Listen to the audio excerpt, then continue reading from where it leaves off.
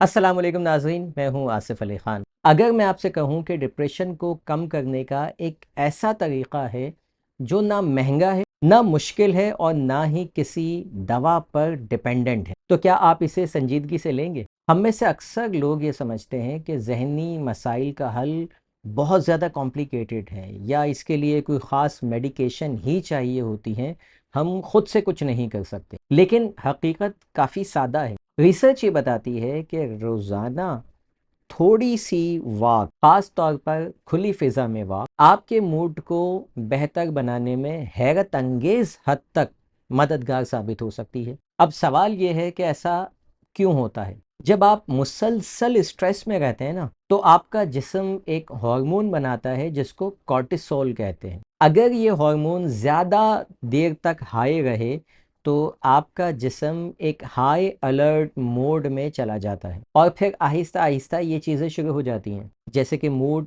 बार बार ख़राब होना, बेचैनी और ओवर थिंकिंग होना, नींद का मुतासर होना, जिस्मानी थकन का होना और फिर डिप्रेशन की अलामात। लेकिन यहाँ एक अहम बात है, ये सब सिर्फ जहन का मसला नहीं, हमारे लाइफ स्टाइल का हिस्सा भी है। आज हमारी रोज़मर्रा आदत क्या है? हम देर से सोते हैं, धूप से दूर रहते हैं, सारा दिन बैठे रहते हैं और हमारी खुराक भी एनर्जी को स्टेबल नहीं रख पाती। तो हल कहाँ है?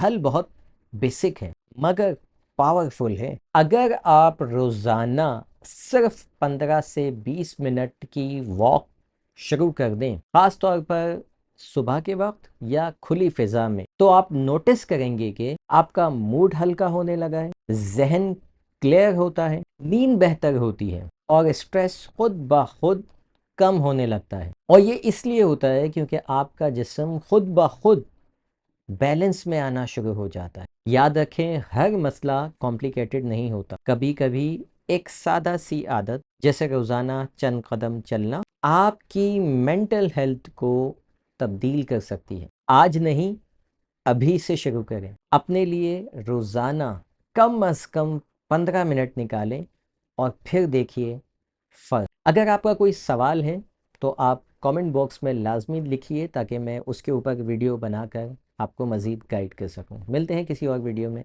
Thank you for watching. अल्लाह हाफ़िज़।